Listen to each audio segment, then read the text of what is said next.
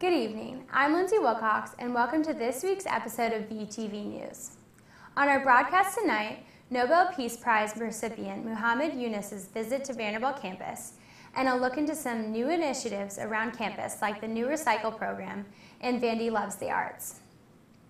But we start off this week's headlines with some very sad news. Stephen Gant, a Vanderbilt baseball signee, was found dead in his hometown in Decaturville, Tennessee, this past Tuesday afternoon. The Perry County Sheriff's Office believes at this time that it was self-inflicted, but they say they will continue to investigate to look at other possibilities as well. A moment of silence was held at Hawkins Field prior to the Commodores game against UT Martin on Tuesday night. Gant was a senior baseball player at Riverside High School who was scheduled to join the Vanderbilt baseball team in the fall. Head coach Tim Corbin, players, and students alike are saddened and will continue to support Stephen's friends and family. Vanderbilt University will welcome a top executive for its Central Financial Services team in May. When Eric Kopstein began work as Associate Vice Chancellor for Finance, Kopstein, currently Associate Dean for Finance for the Faculty of Arts and Science Office of Finance at Harvard University, will be the new Associate Vice Chancellor for Finance at Vanderbilt, beginning this May. He will provide strategic leadership of the university's accounting, financial reporting, tax, financial systems, budgeting, and capital management teams. A graduate of Northwestern University in 1991 and of Kellogg Graduate School of Management at Northwestern in 2001, Kopstein has 2 decades of higher education budget planning, analysis, and administration experience at Harvard, Dartmouth, and Northwestern universities. This past Tuesday, Dr. Carolyn Elliott was the keynote speaker for this year's Vanderbilt Model United Nations Spring Gala. This year, the event was in support of the Girl Effect, an organization which works to empower women through many different projects and initiatives. The organization also focuses heavily on the impact the group believes adolescent girls can have on their community once they are empowered. It was a successful event with students filling up the room for the gala. The Vanderbilt Juggling and Physical Arts Club will be holding 3 shows for their 7th annual Juggleville event this weekend. Juggleville 7, Caught in the Act, advertises half mystery, half thriller, all juggling, will actually feature a 40-member cast made up of a variety of performing artists in addition to jugglers, including dancers, baton twirlers, poets, and acrobats. The shows will take place at 8 p.m. on Friday, April 6th, and 2 and 8 on Saturday, April 7th, in the Ingram Center for Performing Arts. Recycle kicked off with a launch party outside the Common Center Tuesday night. Recycle, the first winner of Vanderbilt Ventures, is a student-run company that will start offering bicycle rentals on campus starting this weekend. LA-based hip-hop group People Under the Stairs performed yesterday afternoon on Alumni Lawn during an event hosted by Beta Theta Pi called A Celebration of Life, a tribute to Kyle Craig. Proceeds from the event went to Minding Your Mind, a foundation that aims to educate students, parents, teachers, and school administrators on the topic of lifelong mental health issues among adolescents. Looking to sports now, while many Commodore fans have focused on the basketball's premature exit from the NCAA tournament and the baseball team's non-conference struggles, the women's bowling team has quietly put together an impressive season to be selected as one of only 8 teams in the NCAA tournament. The Commodore season included 3 tournament championships on the way to amassing 86-36 overall record.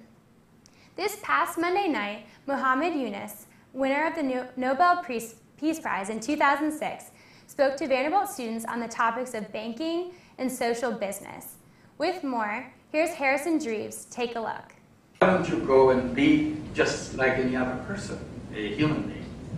And stand by the side of another human being. See if you can do something for that person, even for a day.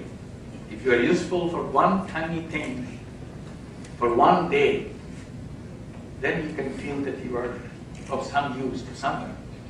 Okay, lending tiny money is microcredit. We figured that out. I said, no, that's not what microcredit is. Microcredit is a very different thing. And I tell them, look, the way I created this, and people say, how on earth you figured out all those details of this bank? After all, it's a bank. How do you figure it out? Do you do a lot of research? I said, no, I hate research. I don't do it. I want to do it easy way. I said, whenever I needed this rule, procedure to do this job, I just look at the conventional bank, how they do it. And once I look at it and I figure it out how they do it, I just do the opposite. And it works. They go to the rich, I go to the poor. Very simple. You don't have to think too much. They go to men, I go to women. They go to the city center to the bank, I go to the remote village. The name Grameen Bank means village bank. After 35 years since we created that bank, we still work in the village. We don't work in the city at all. So still we're in villages. So it's a reversal of the conventional banks. Conventional banks are owned by rich people. You never heard of poor people owning a bank. It doesn't happen. So we reversed that. We made this bank owned by poor people. This is a big bank now, but it's still owned by poor people. The borrowers are the owners of the bank. And as I was doing microcredit in Bangladesh, I saw lots of problems. And I tried to address that by creating business out of it. And every time I see a problem, I create a business to solve it.